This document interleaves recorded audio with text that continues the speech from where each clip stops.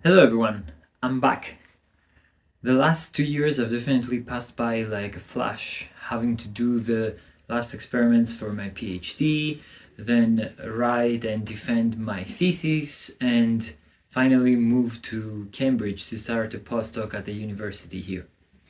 A lot of the people that hear about me getting a position here are quite impressed since Cambridge University has this legendary reputation of being at the pinnacle of academia, and they therefore think that I must have some kind of special brain powers to make it to here. Well, this video is here to dispel any such notion by sharing with you the path that I followed to end up here.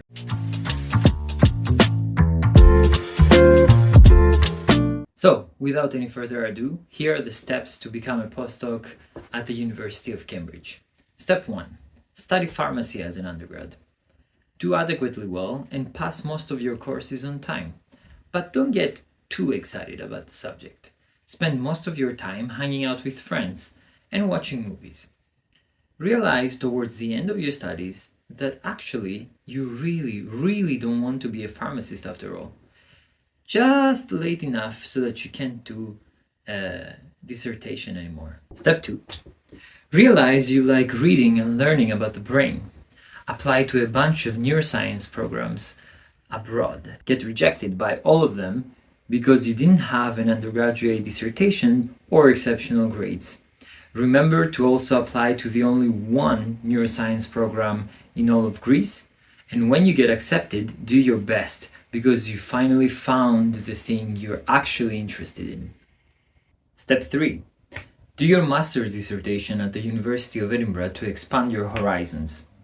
Meanwhile, apply to a bunch of PhD programs both in the UK and all over Europe and get rejected by most of them because your undergrad grades were mediocre and most of your studies have been done in Greece. Finally, get accepted to a PhD at the University of Edinburgh and move towards systems and network level neuroscience. Step 4. Spend 5 years on your PhD, including all the lockdowns due to COVID. During that time, send an email to a professor of computational neuroscience at Cambridge University because your experimental work is slightly related to his. Remember to maintain a collaboration with him throughout the rest of your PhD. Step 5. Go for a professional dinner with your prospective supervisor during a conference, and during that dinner, try to convince him that your experimental data is valuable to him somehow. Then, get a position at Cambridge University as a postdoc. Voila, the end. As you can hopefully see from the last few minutes of my video, there was nothing exceptional during my studies that got me to where I am. My path has not followed any sort of predetermined trajectory by any stretch of the imagination.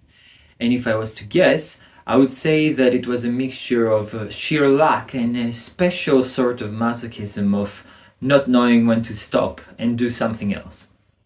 However, if I was to give any kind of serious advice to anyone wanting to do research at this or any other highly respected university, it would be the following. Enter an undergrad that you're actually interested in. The more inherently interesting you find the subject, and not for money or for status or for security, the better you'll do at it. And if the subject you're passionate about doesn't exist where you live, then study anything remotely related to it that doesn't make you want to pluck your eyes out. Specialize during your master's, but not too much. It's important to move towards a research subject that you're passionate about. But don't commit all your resources somewhere too soon. It's important to remember that there is a lot that you don't understand yet about research and academia, so it's important to leave a few doors open. Do as well as you can during your PhD. Persevere.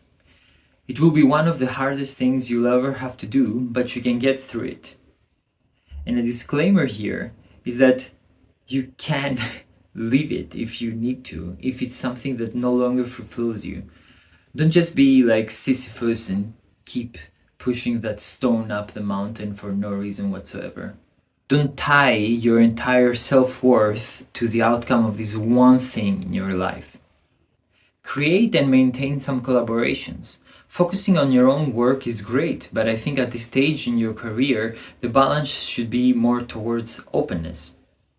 Don't be afraid to send emails to big names in the field, because the worst thing that can happen is that they don't reply to you for a few weeks or at all, because they have too much on their plate, and that's okay. Finally, really believe in your gut that nobody else is more worthy or deserving of a position than you are. Just do your best and let the rest fall into place. Thanks for watching, everyone. Hope you found something useful in this video. If you have any questions, let me know in the comments below, and see you soon.